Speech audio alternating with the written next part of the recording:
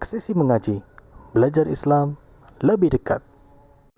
Bismillahirrahmanirrahim. Assalamualaikum warahmatullahi wabarakatuh. Alhamdulillahirabbil alamin.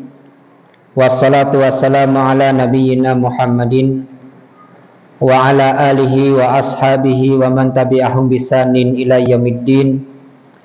Asyhadu an la ilaha illallah wahdahu la syarikalah iqraran bihi wa tauhidan wa asyhadu anna Muhammadan abduhu wa rasuluhu la nabiyya wa rasula ba'dah. Ya ayyuhalladzina amanu taqullaha haqqa tuqatih wa la tamutunna illa wa antum muslimun, amma ba'd. Jamaah kaum muslimin wal muslimat rahimani wa rahimakumullah. Pertama-tama kita senantiasa selalu memanjatkan puja dan puji syukur kepada Allah Tabaraka wa Ta'ala yang saat ini kita masih diberikan kenikmatan-kenikmatan yang patut kita syukuri, kenikmatan yang sangat berharga, yang sangat bernilai, dan nikmat ini Allah berikan kepada kita dengan secara gratis. Kita diberikan nafas, diberikan penglihatan, pendengaran, kesehatan gratis. Namun Allah Subhanahu wa Ta'ala perintahkan kepada kita untuk beribadah kepada Allah Subhanahu wa Ta'ala. Ya, karena memang tujuan kita seperti itu. Diciptakan oleh Allah Subhanahu wa Ta'ala untuk ibadah. Maka ketika seseorang itu menjalankan perintah Allah dan perintah Rasulullah sallallahu alaihi wasallam, maka harus bersabar. Ya. Di dalam menjalankan ibadah harus bersabar. Dan ketika kita beribadah kepada Allah Subhanahu wa Ta'ala, tujuan kita karena mentaati Allah. Bukan orang-orang yang punya pikiran ketika orang itu ibadah Allah berikan kekayaan, bukan. Ketika dia taat kepada Allah, beribadah, sholat, puasa, sedekah, ya, Allah akan berikan dia kekayaan, bukan. Tapi kita beribadah kepada Allah karena kita diperintahkan oleh Allah Subhanahu wa Ta'ala. Jadi jangan berharap ketika kita beribadah kepada Allah Subhanahu wa Ta'ala kita diberikan kekayaan oleh Allah Subhanahu wa Ta'ala. Kita beribadah kepada Allah itu mengharapkan pahala dan mengharapkan surga. Ada orang yang sholat, puasanya rajin, sholatnya rajin, sedekahnya mungkin sedikit, ya, tapi rajin, tapi kelihatan miskin. Atau bahkan sholatnya rajin, ngajinya rajin, ibadahnya rajin, puasanya rajin, tetapi miskin. Ini bukan berarti tandanya Allah Subhanahu wa Ta'ala benci kepada hamba tersebut. Kebaikan-kebaikan ibadahnya itu akan menjadi kebaikan nanti di akhirat. Kadang Allah tidak langsung membalas di dunia, ya. Maka janganlah kita iri kepada orang-orang yang kaya, tetapi kekayaannya tidak digunakan untuk di jalan Allah Subhanahu wa Ta'ala.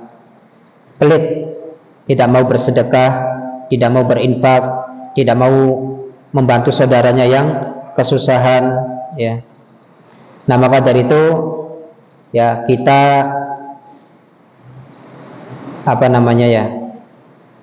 memperbaiki keikhlasan kita dalam beribadah, ya, diperbaiki. Ketika ada sesuatu yang melenceng di dalam niat, yang itu niatnya tidak bagus, maka kita luruskan.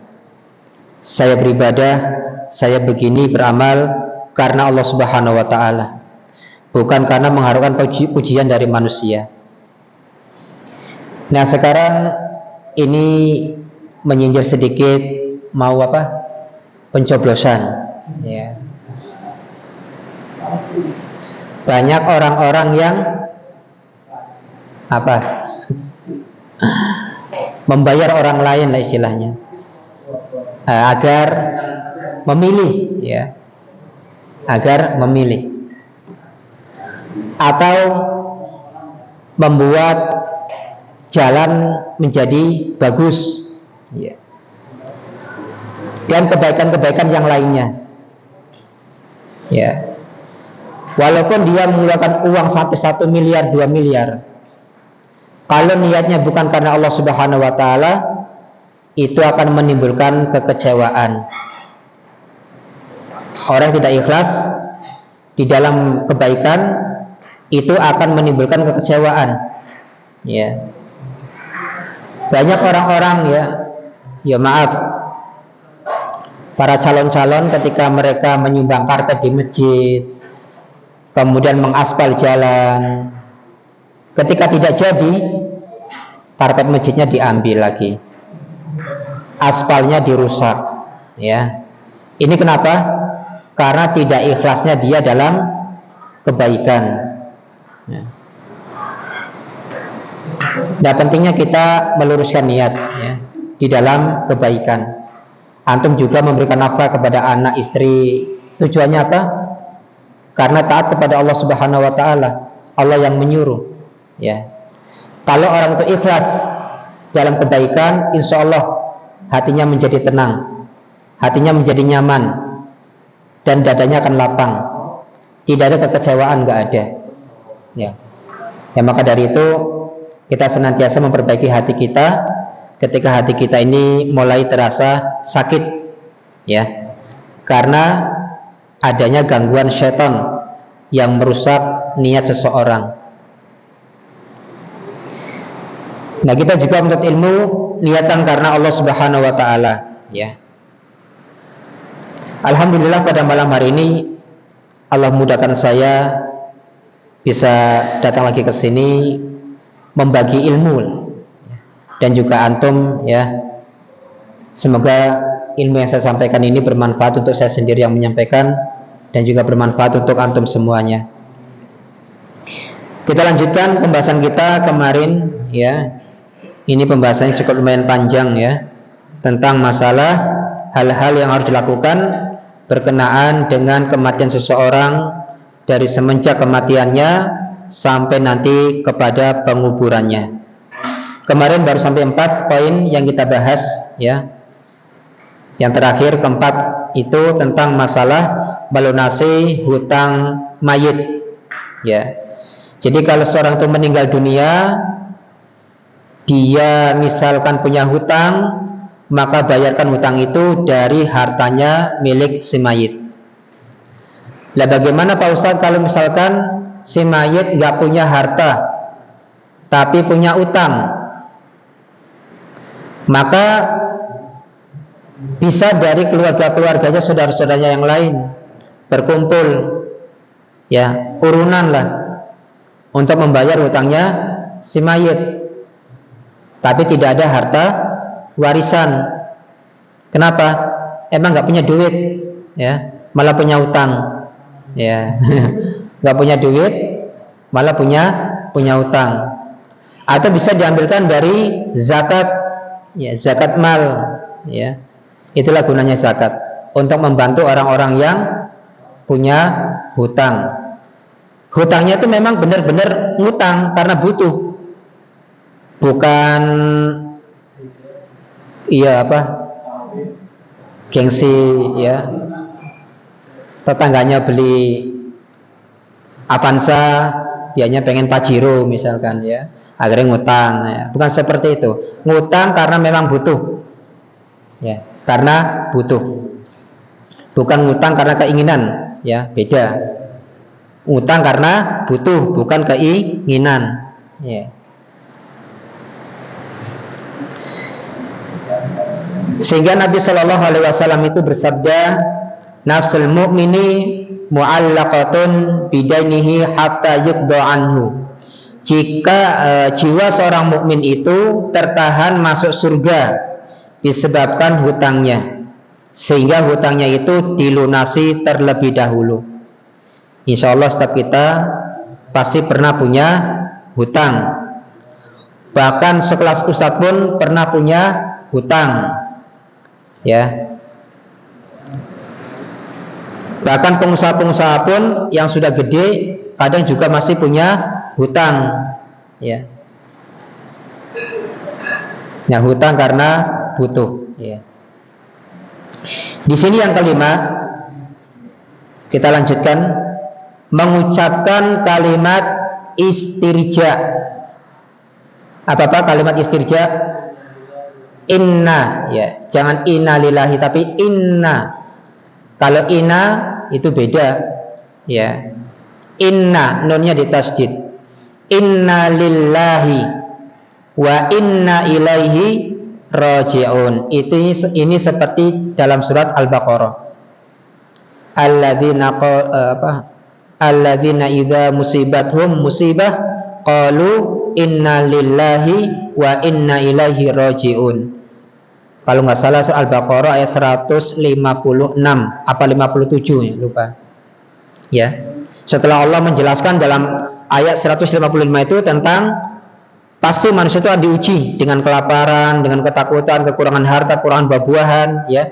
Wa basyiris sabirin, berikanlah kabar gembira kepada orang-orang yang bersabar. Ya. Istirja. Apa itu kalimat istirja? Istirja itu artinya pernyataan kembali kepada Allah Subhanahu wa taala. Pernyataan kembali kepada Allah. Karena inna lillahi wa inna ilaihi raji'un itu artinya sesungguhnya kami milik Allah. Dan sesungguhnya kepada Allah lah kita akan dikembalikan.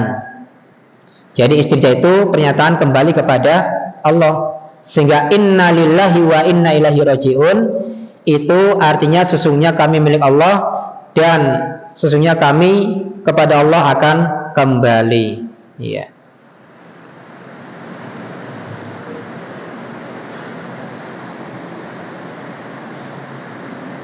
Ada orang-orang yang salah dalam mengucapkan kalimat istirja. Dia mengucapkan apa? Inna lillahi wa inna lillahi raji'un. Inna lillahi wa inna lillahi raji'un. Bukan wa inna ilaihi, tapi wa inna lillahi raji'un. Ya. Nah, saya dengar sendiri, ya. Ketika ada pengumuman kematian, inna lillahi wa inna lillahi raji'un. Ya, ini bukan kalimat istirja ya akhir-akhirannya, ya.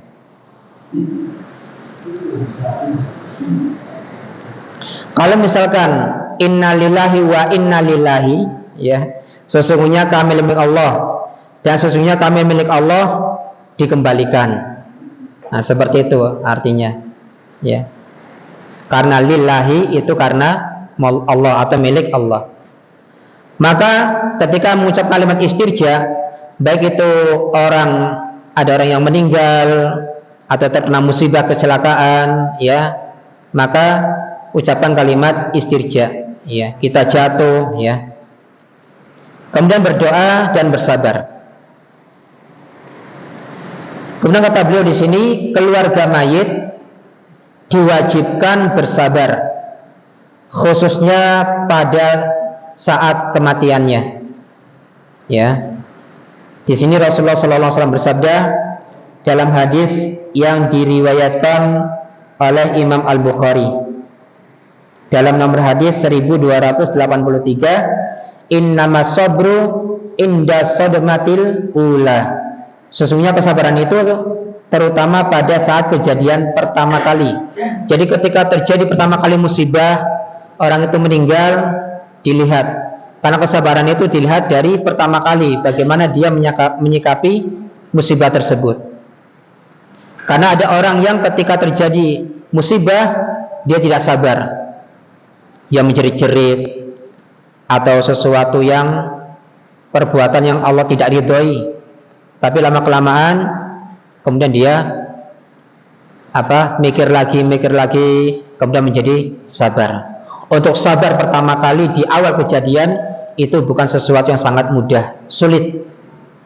Ya, ketika ibu meninggal, anak meninggal yang menjerit, ya serasa kita tidak menerima dengan takdir, serasa kita ini seudon sama Allah, ya. Jadi sesungguhnya kesabaran itu terutama pada saat kejadian pertama kali.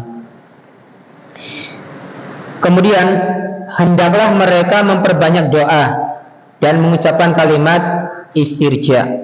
Ya, istirja. Ya, belakangnya pakai ain. Ya, istirja, bukan istirja. Ya.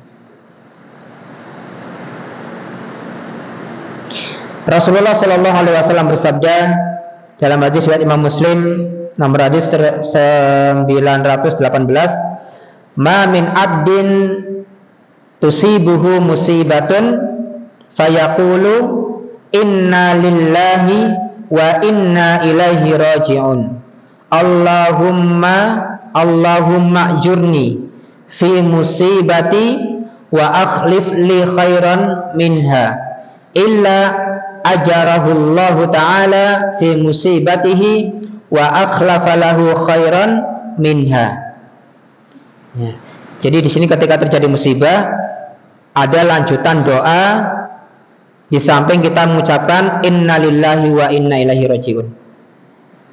Kata Nabi Shallallahu Alaihi Wasallam bersabda, tidaklah seseorang ditimpa suatu musibah, fayaqulu, kemudian dia mengucapkan inna lillahi wa inna ilaihi raji'un, sesungguhnya kami milik Allah dan kepada Allah kami akan dikembalikan. Allahumma ajurni fi musibati wa akhlif li khairan minha. Ini lanjutannya ya.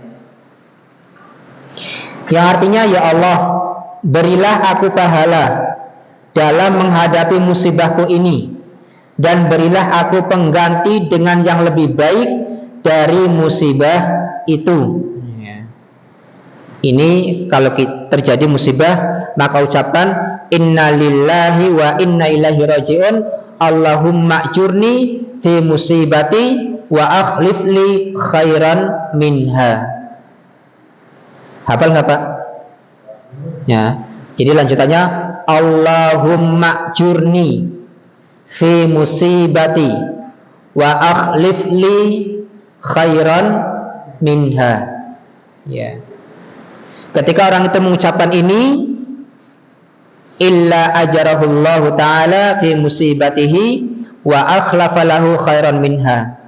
Ya, kata Rasulullah sallallahu alaihi wasallam. Ketika orang itu mengucapkan doa seperti ini, istirja, ya, kata Rasulullah, melainkan Allah Ta'ala akan memberinya pahala dalam menghadapi musibahnya dan akan memberinya pengganti dengan yang lebih baik dari musibahnya itu. Pasti akan ganti yang lebih baik. Contoh misalkan, seseorang punya anak masih kecil, usia mungkin belum 1 tahun atau 1 tahun, meninggal dunia, musibah.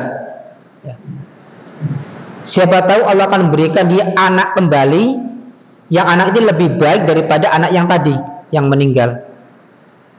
Dan kita nggak tahu, siapa tahu anak tadi ya yang meninggal itu, kalau dia hidup sampai dewasa, dia menjadi anak durhaka sehingga menyengsarakan orang tuanya.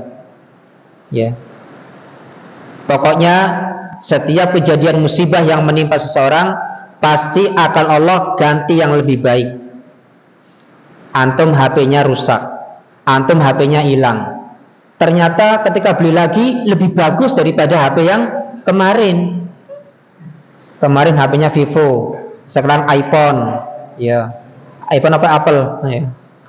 Diganti yang lebih baik.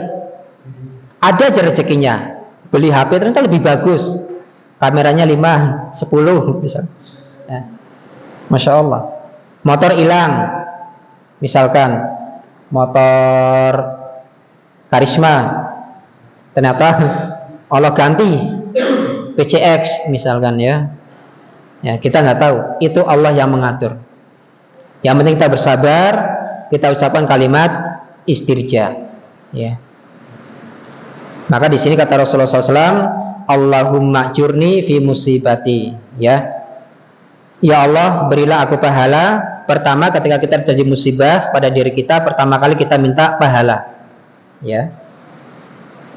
Wa akhlif li khairan minha, ya. Dan berilah aku pengganti dengan yang lebih baik dari musibah musibah tersebut.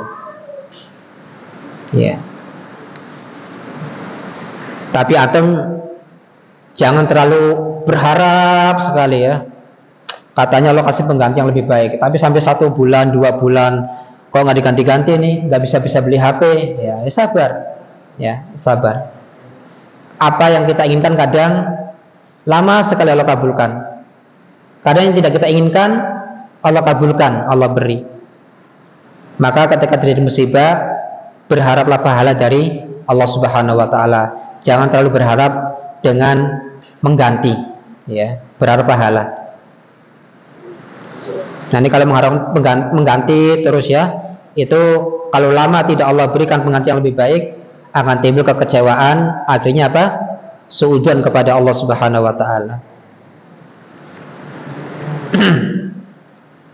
Kemudian Rasulullah Shallallahu alaihi wasallam bersabda dalam hadis yang diriwayatkan Imam Al-Bukhari. Masya Allah, di sini dalam buku ini dicantumkan nomor-nomor hadisnya. Jadi nanti bisa di cross check kembali, bisa dilihat kembali dalam buku induknya. Kitab Sahih Bukhari, kitab Sahih Muslim, ya bisa dilihat kembali.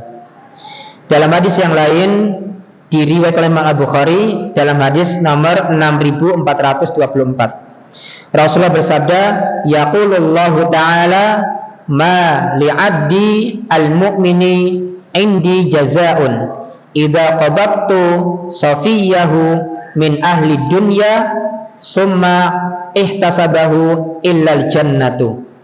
Ya. Allah Subhanahu wa taala berfirman. Ya, kalau ada hadis seperti ini dinamakan dengan hadis qudsi, ya. Ketika ada hadis Nabi kemudian mengatakan yaqulullahu ta'ala, Allah berfirman, ya berarti ini hadis qudsi. Allah Ta'ala berfirman, tidak ada balasan bagi hambaku yang mukmin di sisiku ketika aku mengambil atau mewafatkan orang yang dicintainya dari penghuni dunia, kemudian dia bersabar dan mengharapkan ganjaran Allah, mengharapkan pahala dari Allah, melainkan balasannya adalah al-jannah, surga. Jadi kalau kita mendengar hadis Nabi, ketika kita terjadi musibah pada diri kita, ingat tentang keutamaan balasan yang akan Allah berikan kepada kita ketika kita mendapatkan musibah, dan itu akan menenangkan hati kita. Seperti seseorang, ya, dikabarkan Nabi SAW ketika seorang itu punya anak perempuan 1 atau 2 dalam kondisi belum balik, meninggal, ya mungkin orang tua sedih, apalagi anaknya kembar misalkan, ya meninggal semua, sedih. Tetapi Rasulullah SAW memberikan kabar gembira ketika seorang anak perempuan meninggal dalam keadaan belum balik 1 atau 2, maka nanti di akhirat dia akan menjadi pelindung untuk orang tuanya dari api neraka. Akan sedih, tapi ada sesuatu yang menenangkan, menghibur, ya. Maka inilah pentingnya kita belajar agama, karena Allah Subhanahu wa taala akan memberikan solusi-solusi dari setiap masalah yang hamba itu hadapi. Ya, apalagi orang yang kita cintai meninggal dunia. Ya. Itu yang kelima, ya. Yang keenam. Di sini yang keenam, wajibnya memandikan mayit. Nah, wajibnya memandikan mayit. Di sini banyak sekali, ya, pelanggaran-pelanggaran yang terjadi di masyarakat ketika memandikan mayit. Kadang sampai 5 orang, 10 orang masuk semua memandikan, ya. Bahkan yang bukan mahramnya juga memandikan, ya. Maka ini termasuk sebuah kesalahan, ya. Wajibnya memandikan mayit jika seorang muslim meninggal, baik dewasa maupun anak kecil, baik jasadnya utuh atau hanya sebagian saja. Ya mungkin orang misalkan separuh badan dimakan singa, separuh badan selamat, maka itu yang dimandikan. Sisanya, kalau cuma kepala tok, badannya habis, ya kepala dimandikan, kemudian dikuburkan. Bukan ini sisanya kasih ke singa lagi biar habis, jangan, ya, nanggung, ya, biar singanya kenyang, ya, jangan, ya. Karena jasa seorang muslim itu berharga, jasa seorang mukmin itu berharga. Bahkan Rasulullah SAW mengatakan, ya, hancurnya dunia dan seisinya itu lebih baik daripada terbunuhnya satu orang mukmin, satu orang muslim. Jadi yang bunuh diri itu, yang meninggal seorang muslim itu adalah perbuatan kesalahan. Ini berawal dari salah memahami agama. Jadi lihat orang-orang bom bunuh diri itu dari awal salah memahami agama, salah memahami Al-Quran, salah memahami hadis, dan salah dalam prakteknya. Ya, makanya kenapa banyak orang-orang yang takut kepada orang-orang Islam, ya, karena orang Islam sendiri yang menakut-nakuti, ya. Makanya perlu belajar fiqhul jihad, fikih masalah jihad. Ketika berjihad, ada orang-orang yang kita bunuh, ada orang-orang yang tidak boleh kita membunuhnya. Nah, jadi ada aturannya, Pak, ketika kita berjihad itu. Yang tidak boleh dibunuh itu adalah anak-anak, pepohonan, tidak boleh kita tebas, menghancurkan ibadah-ibadah, tempat ibadah mereka. Tidak boleh membunuh para wanita, dan tidak boleh membunuh orang tua yang sudah tua renta. Kalau misalkan mereka, para wanita, anak-anak, orang tua, mereka ikut berperang melawan orang-orang muslim, maka dalam kondisi seperti ini mereka boleh dibunuh. Jadi ada aturannya nih, bukan sekedar jihad. Ya, apa aja dibunuh, bukan. Ya, perlu pembahasan tentang fikul jihad, fikih masalah jihad, biar paham, ya.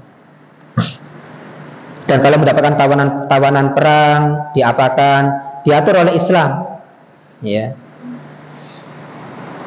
Nah, baik jasadnya utuh atau hanya sebagian saja, hendaklah dia dimandikan, ya. Adapun jenazah seorang muslim, ada yang tidak perlu dimandikan. Ada jasad seorang muslim yang tidak perlu dimandikan. Itu jasadnya orang yang mati syahid di medan perang. Ini tidak perlu dimandikan. Pengecualian, ya, pengecualian.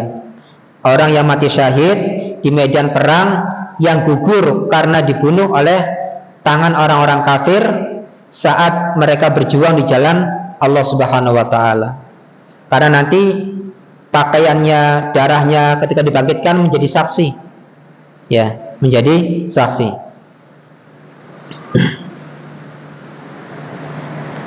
Rasulullah Shallallahu Alaihi Wasallam bersabda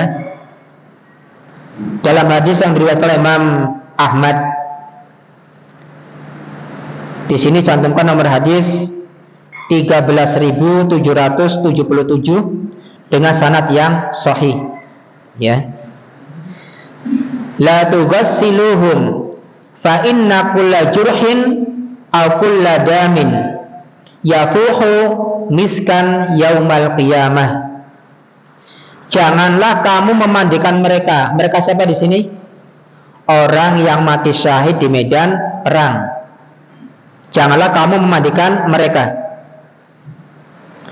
Karena sesungguhnya setiap luka atau setiap tetesan darah mereka akan menebarkan bau harum minyak kasturi kelak pada hari kiamat.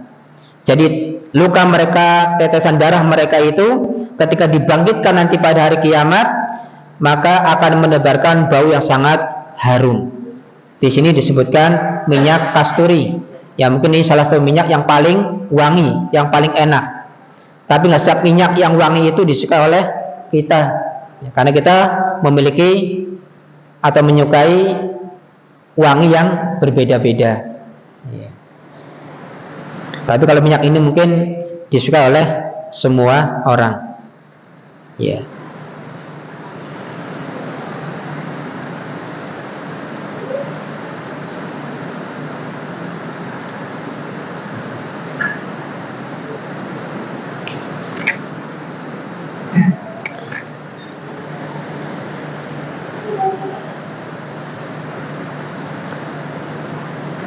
Nah, kalau misalkan mayitnya itu, ini udah pernah saya sampaikan ya, kalau mayitnya itu adalah suami, yang memandikan adalah cukup istrinya, ya, istrinya.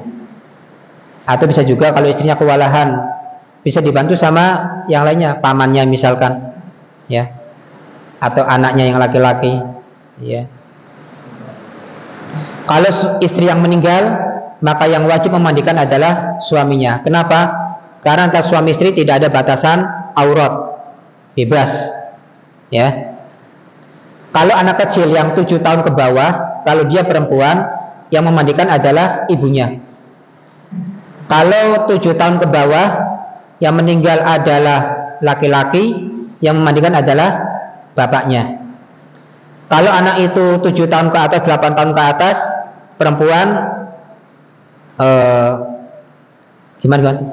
Kalau anak itu 7 tahun ke bawah, ketika meninggal, yang memandikan boleh ibunya, boleh bapaknya. Kalau yang meninggal itu perempuan 7 tahun ke atas, maka yang memandikan adalah ibunya. Kalau anak laki-laki 7 tahun ke atas, yang memandikan adalah ayahnya. Jadi urutan-urutan dalam memandikan jenazah. Ya. Jangan tetangga-tetangga masuk semua, memang nggak ada perlu. Cukup 2 orang, 3 orang yang memandikan jenazah. Ya. Kemudian di sini yang ketujuh. Di sini beliau membawakan yang ketujuh, tata cara memandikan mayit. Nah, ini nanti kita insya Allah ketika pembahasan selesai akan kita coba praktekkan ya. Ya mungkin dari antum insya Allah lebih paham daripada ana yang sudah pernah memandikan jenazah, ya. Karena bisa jadi jamaah itu lebih paham daripada pengisinya dalam bab-bab tertentu.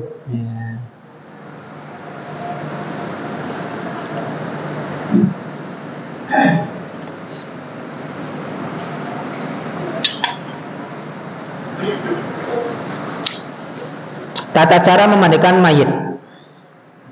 Di sini kata beliau, jika air telah disiramkan secara merata ke seluruh tubuh mayit, maka hal itu dianggap cukup. Berarti ini tidak menggunakan tata cara yang khusus sekali. Hanya sekedar memandikan, meratakan ke seluruh tubuh, sudah selesai. Sudah selesai. Tidak miring-miring, tidak ke kanan. Dia hanya menyiramkan, kemudian dia mengusapkan sampai ke seluruh tubuh dengan merata, tersiram semua. Ya. Jadi jika air telah disiramkan secara merata ke seluruh tubuh mayit, maka itu sudah dianggap cukup. Karena bisa jadi ada orang-orang tidak bisa memandikan, belum bisa memandikan tata cara memandikan jenazah. Bagaimana caranya? Ya sudah, yang penting siramkan ke seluruh tubuh dengan merata, udah cukup. Ya, kalau ada orang yang belum bisa memandikan jenazah dengan secara khusus, dengan tata caranya. Tetapi tata cara memandikan mayit yang dianjurkan serta dianggap sempurna adalah sebagai berikut, kata beliau. Ya. Insya Allah kita lanjutkan setelah sholat Isya. Kita masih membahas pada poin yang ketujuh tentang tata cara memandikan mayit. Insyaallah taala. Demikian insyaallah kita lanjutkan setelah salat Isya. Subhanakallahumma bihamdika asyhadu an la ilaha illa anta astaghfiruka wa atubu ilaik. Wassalamualaikum warahmatullahi wabarakatuh. Bismillah. Assalamualaikum warahmatullahi wabarakatuh. Alhamdulillahirabbil alamin wassalatu wassalamu ala Rasulillah, amma ba'd. Kita lanjutkan.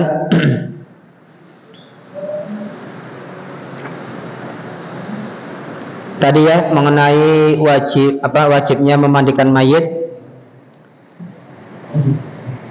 Kalau mayit itu tubuhnya terbakar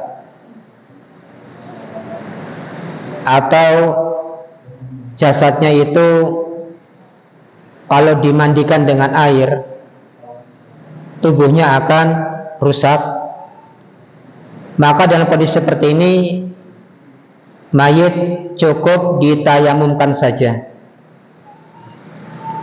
Kalau dia disiram dengan air, tubuhnya malah hancur misalkan, kalau terkena air, maka dalam kondisi seperti ini mayit ditayamumkan saja.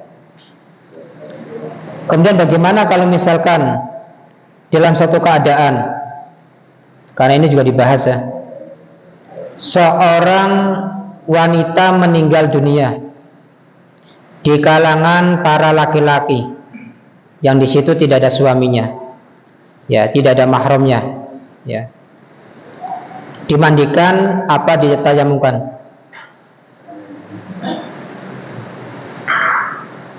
Kira-kira dimandikan apa tayamumkan? Kalau dimandikan kira-kira khawatir terjadi fitnah enggak?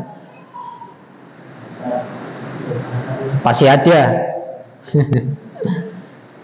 Ya, laki-laki memandikan jenazah wanita, bukan istrinya, bukan anaknya. Timbul fitnah enggak? Ya pasti ada timbul fitnah. Apalagi yang mandikan bujang. Lah, dan juga sebaliknya, kalau yang meninggal itu adalah laki-laki di kalangan wanita, tidak ada istri, tidak ada mahramnya di situ, maka setahu saya, yang pernah saya baca, cukup ditayamumkan saja, tidak dimandikan. Ya tentunya dengan memakai sarung tangan kalau ada sarung tangan, karena dia bukan mahram kita. Ya tentunya saya pakai sarung tangan, ditepukkan, ya, diusap mukanya dan juga telapak tangannya. Habis itu disolatkan, kemudian dikuburkan. Ya. Di sini tadi yang ketujuh, tata cara memandikan mayit. Ya. Jadi ketika mayit itu hanya disiramkan dengan air dan sudah digosok ke seluruh tubuh dengan merata, maka sudah cukup.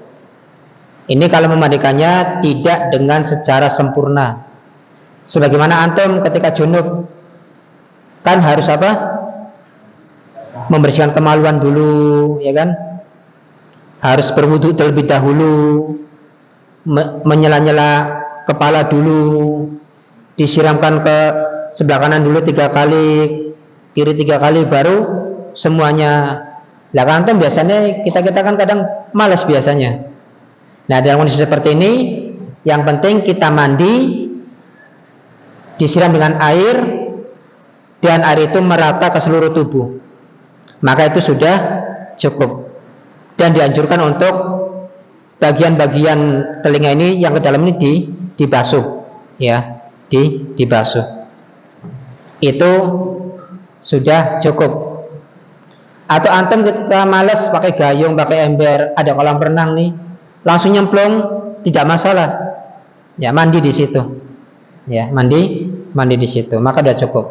Ini kalau mandinya tidak dengan sempurna, ya. Nah, di sini kata beliau, hendaklah mayit diletakkan di atas suatu benda yang agak tinggi. Ya. Meja lah, agak tinggi. Sehingga orang yang memandikan itu posisinya enak, ya. Dan air pun bisa mengalir. Dan hendaklah orang yang memandikannya adalah orang-orang yang terpercaya. Orang yang terpercaya itu orang yang jujur dan amanah. Karena orang memandikan mayit itu, dia ketika selesai memandikan mayit, dia tidak boleh menceritakan aib-aib si mayit. Contoh misalkan mayit ada tatonya Garuda di sini, karena dia pendukung Indonesia misalnya, sepak bola. punggung Garuda, tato.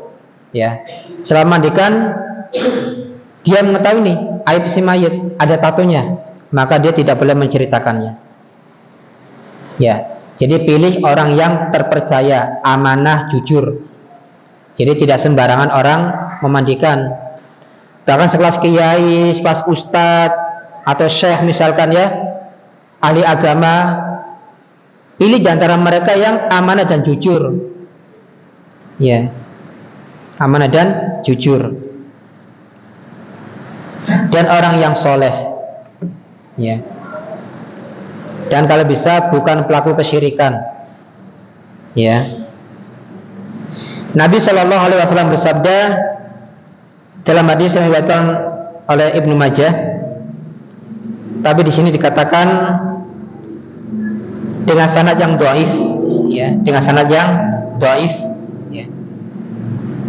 Di mana Rasulullah mengatakan, liyaksil mautakumul ma'mununa, selayaknya orang-orang yang memandikan mayit di antara kamu adalah orang-orang yang terpercaya. Kadang hadisnya dhaif tapi maknanya benar, ya. Dan tidak setiap hadis yang dhaif itu bisa diamalkan.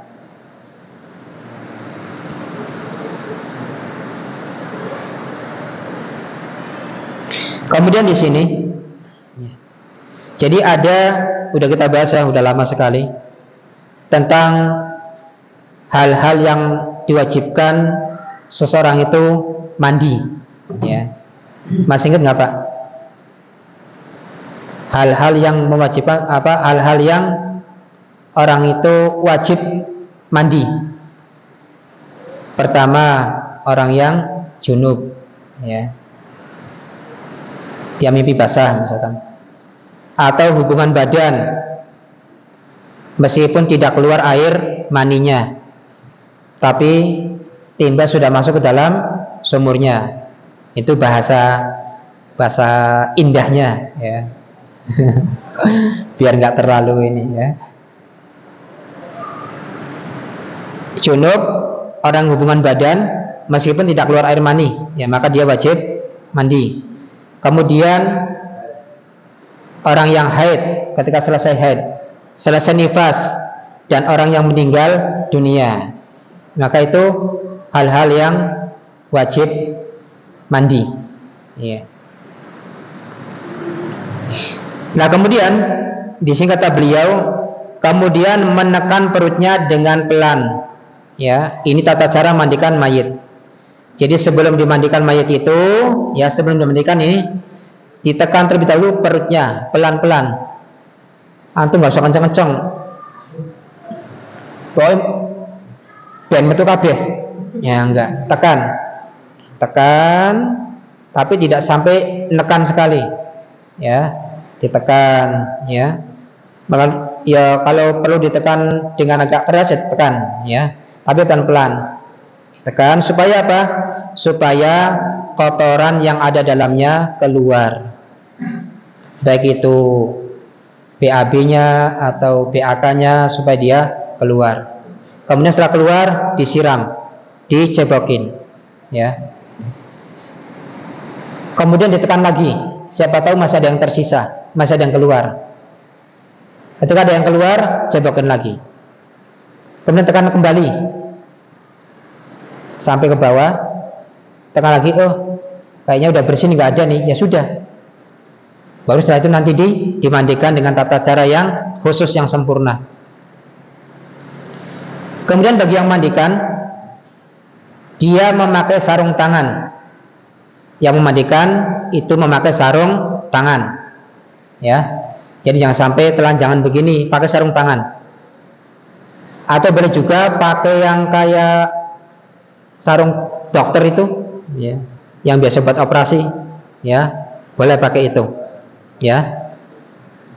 Dengan niat ingin memandikan jenazah, ya. Jadi yang memandikan itu pakai sarung tangan dengan niat memandikan jenazah. Nah, setelah tadi menekan perut, ya, lalu membasuh kemaluannya, ya, dibersihkan dan membersihkan kotoran-kotoran yang ada di sekitarnya. lalu melepaskan sarung tangan dan memwudukannya. Ya. Jadi setelah itu ditekan pakai sarung tangan, ditekan, membersihkan kotoran. Nah, kan selesai. Kemudian dia melepas sarung tangannya, kemudian dia memwudukan si mayit. Ya, tentunya mayit nggak bisa kumur-kumur kan Pak ya? Kalau mayit bisa kumur-kumur berarti bukan mayit. Ya, jadi cukup ini apa? Inilah. Jadi cukup nanti ketika kumur-kumur itu bukan ngambil air dimasukkan ke sini suruh kumur-kumur sendiri, enggak, mayit nggak bisa kumur-kumur. Ya, caranya ambil kain, ya dibasahin, kemudian bagian gigi-giginya itu sama bibirnya digosok, ya samping-samping, atas bawah, ya kanan kiri, ya sini digosok, ya atau bagian sini saja nggak apa-apa, ya dengan kain yang sudah dibasahin. Itu pengganti dari kumur. Lalu bagaimana dengan hidung? Kan mayit nggak bisa menghirup, ya. Jadi kalau bisa menghirup bukan mayit, ya. Caranya ya kita celupkan air, kemudian kita inikan begini, ya. Basahin air, kemudian kita masukkan. Itu tiga kali. Nah, diwudukan sebagaimana wudu ketika kita mau sholat. Ya, wudukan mayit sebagaimana wudu ketika mau sholat, tapi ada sesuatu yang berbeda. Ya, dari mulai kumur-kumurnya tidak seperti kumur-kumur biasa, menghirup airnya ke hidung tidak seperti biasa. Ya. Lalu membasuh sekujur tubuhnya dimulai dari anggota tubuh yang paling atas, hingga anggota tubuh yang paling bawah sebanyak 3 kali. Siram dari sini, ya, dari bagian atas sampai ke bawah, digosok 1 kali.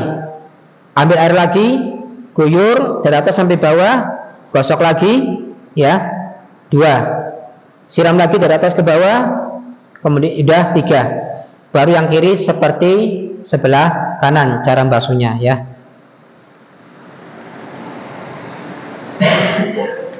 Jika dipandang belum bersih, maka boleh membasuhnya sampai 5 kali. Ya, itu kalau dipandang belum bersih mayitnya, kayaknya masih kotor. Ya. Kalau udah 3 kali, udah bersih ya sudah. Ya, kalau belum bersih maka boleh sampai 5 kali. Dan pada basuhan yang terakhir itu memakai sabun dan sejenisnya. Ya, karena ada nanti sabun, kemudian karbol, ya, kemudian daun bidara, ya. Nah, itu nanti dengan air-air itu yang sudah dicampuri bidara, kemudian ya pewangi, ya, karbol atau apa. Setelah itu selesai, baru dibilas dengan air biasa, ya, dengan air biasa, udah selesai. Jika mayitnya seorang muslimah, maka digelung rambutnya, dibuka dan membasuhnya.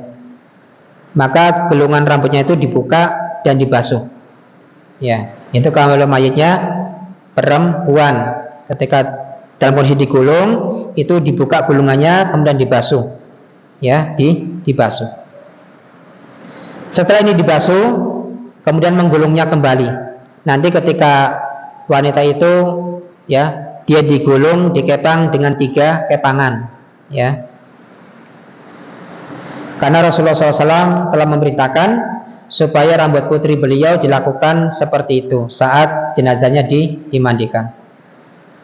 Kemudian tubuhnya ditaburi kamper. Kamper itu ya minyak wangi, ya, sesuatu yang wangi, serta diolesi minyak wangi atau wewangian lainnya, ya.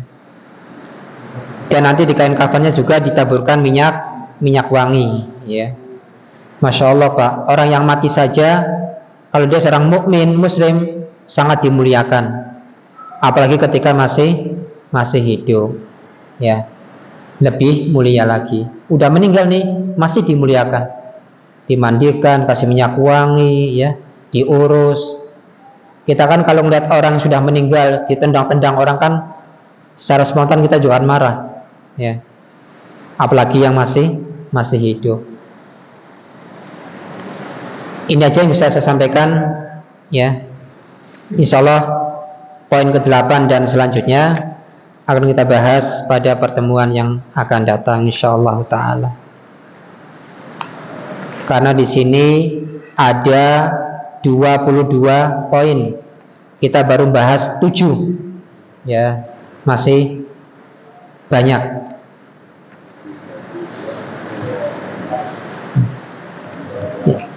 Ya, kita belajar itu sedikit demi sedikit, yang penting masuk, paham, dan nanti bisa diamalkan, ya.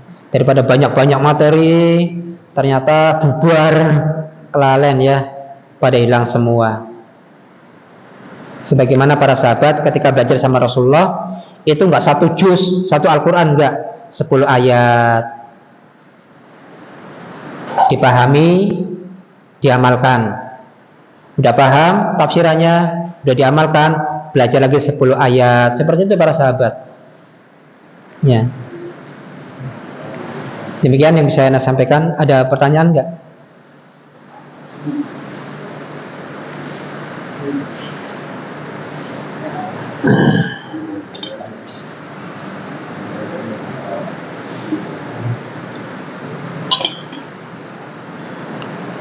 Kalau nggak ada, kita langsung tutup, ya. Kayaknya udah pada ngantuk-ngantuk ini bapak-bapak nih, Masya Allah. Ya, demikian ini yang kita bahas, kita ulas. Semoga kita bisa mengamalkan ilmu yang kita miliki, dan semoga ini kita bisa mempraktekkan dalam kehidupan kita sehari-hari, dan semoga ilmu kita ini bermanfaat untuk kita sendiri dan untuk orang lain. Kita tutup dengan doa kafaratul majelis. Subhanakallahumma bihamdika asyhadu an la ilaha illa anta astaghfiruka wa atubu ilaik. Allahumma inna nas'alukal huda wa tuqa wal afa wal ghina wa akhiru da'wana alhamdulillahi rabbil alamin. Wassalamualaikum warahmatullahi wabarakatuh.